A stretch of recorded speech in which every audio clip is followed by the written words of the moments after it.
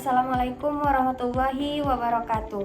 Perkenalkan, nama saya Novita Sari dengan NIM 2302021040, Prodi Sistem Informasi.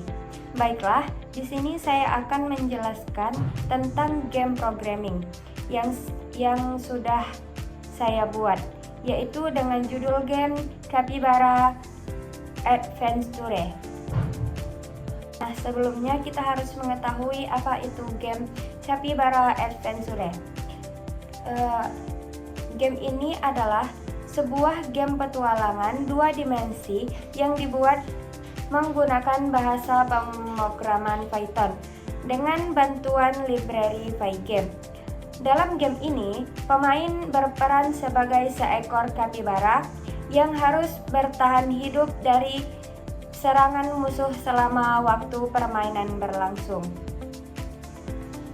Pemain mengendalikan karakter kapibara menggunakan tombol W, A, S, dan D untuk menggeserkan ke segala arah. Sedangkan klik mouse digunakan untuk menembak peluru ke arah musuh. Musuh akan muncul secara acak di sisi kanan layar dan terus bergerak menuju pemain.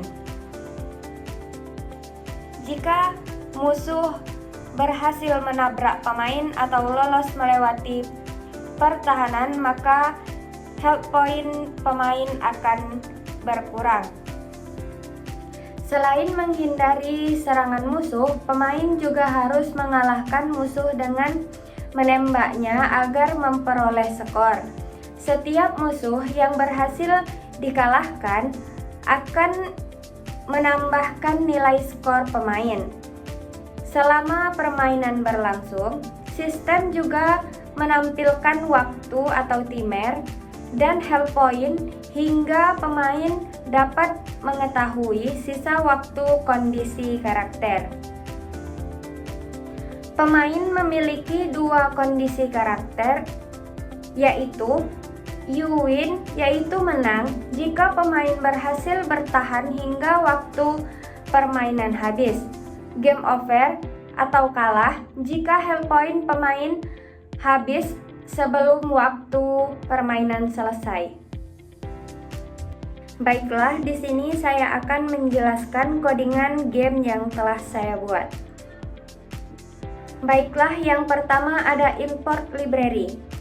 Bagian ini digunakan untuk mengimport library yang diperlukan agar program dapat berjalan.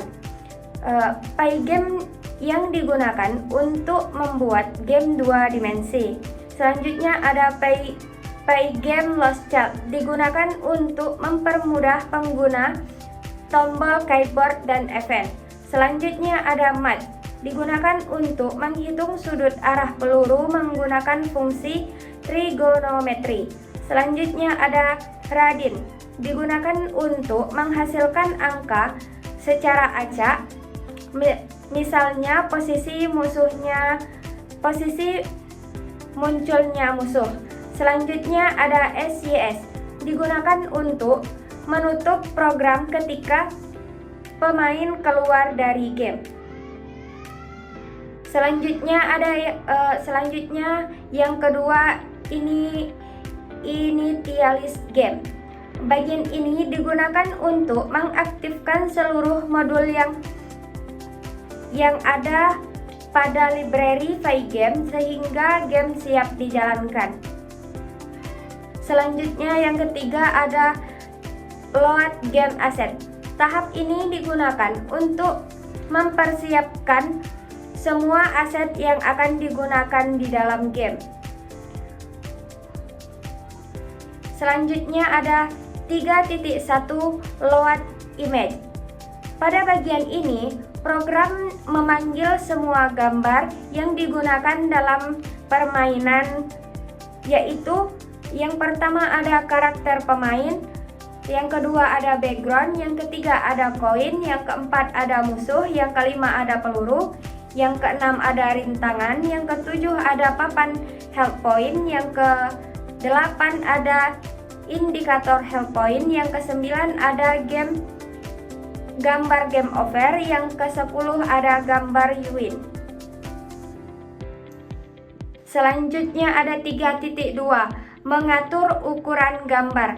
Ukuran gambar disesuaikan agar tampilan lebih profesional di layar. Yang ke-3.3, load audio. Di bagian ini memanggil semua suara yang digunakan di dalam game. Suara yang digunakan yaitu suara tembak, suara ketika musuh terkena peluru, suara kemenangan, suara kekalahan, suara latar belakang. Selanjutnya ada yang keempat, game log. Bagian ini merupakan inti dari pemain. Selama variabel running bernilai true, seluruh proses permainan akan terus berjalan. Di dalam game log terdapat proses menggambar objek, menabrak, menggerakkan pemain, menggerakkan musuh, menggerakkan peluru, menghitung waktu, menghitung skor, mengecek kondisi menang atau kalah. Selanjutnya yang kelima ada clear screen. Digunakan untuk membersihkan layar sebelum gambar baru ditampilkan. Hal ini digunakan agar tampilan game tidak bertumpuk dengan frame sebelumnya. Selanjutnya yang keenam ada draw the game object. Bagian ini digunakan untuk menampilkan seluruh objek ke layar. Objek yang ditampilkan yaitu background, rintangan, koin, pemain, peluru, musuh, health point, dan timer.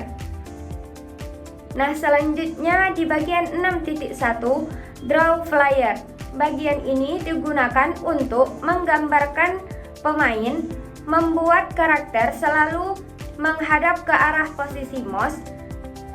Selanjutnya ada menentukan area tabrakan pemain. Selanjutnya ada 6.2 pengaturan list arrows. Bagian ini digunakan untuk mengatur peluru, yaitu fungsinya menghitung arah peluru, menggerakkan peluru, menghapus peluru jika keluar layar, menggambarkan peluru sesuai arah tabrakan. Selanjutnya di bagian 6.3 menggambarkan musuh dan logika. Bagian ini mengatur semua perilaku musuh. Musuh akan muncul secara acak, bergerak dari kanan menuju kiri, terus muncul selama permainan berlangsung. Nah, selanjutnya pada bagian 6.3.1 benturan musuh.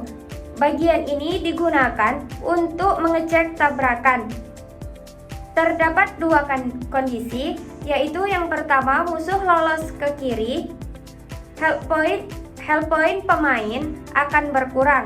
Yang kedua ada musuh menabrak pemain, health point pemain juga akan berkurang lebih banyak. Nah, yang selanjutnya ada 6.3.2 benturan peluru dengan musuh. Bagian ini mengecek apakah peluru mengenai musuh. Jika terkena, maka musuh dihapus, peluru dihapus, skor bertambah 10 poin, suara tabrakan diputarkan. Selanjutnya ada 6.4 menggambarkan papan health point. Bagian ini digunakan untuk menampilkan sisa darah atau health point.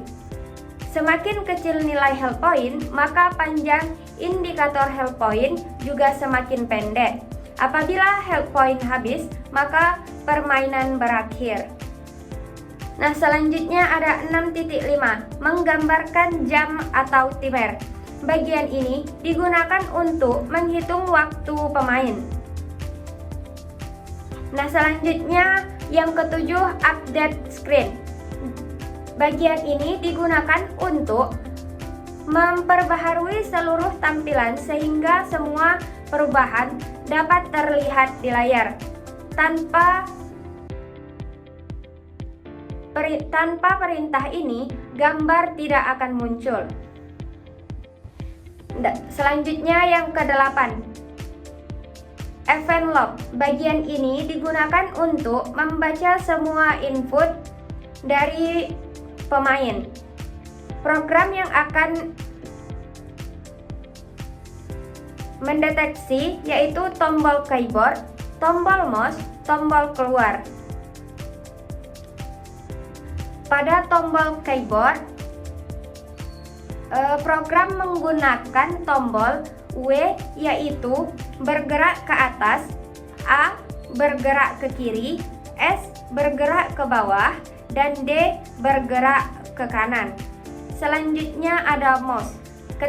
Ketika tombol mouse diklik, peluru dibuat. Selanjutnya ada arah peluru mengikuti posisi mouse. Selanjutnya yang ke-9 ada mengaktifkan player. Bagian ini digunakan untuk menggerakkan karakter. Jika tombol ditekan, maka posisi pemain akan berubah. Nah, selanjutnya yang ke-10, cek menang atau kalah. Bagian ini menentukan akhir permainan. Di sini ada dua kondisi, yaitu menang dan kalah. Menang jika waktu permainan habis, maka permainan selesai, muncul gambar you win, suara kemenangan diputarkan. Jika kalah, jika health point pemain habis, maka permainan selesai, muncul gambar game over, suara kekalahan diputarkan. Selanjutnya, yang ke-11 menampilkan menang atau kalah. Bagian terakhir digunakan untuk menampilkan hasil pemain.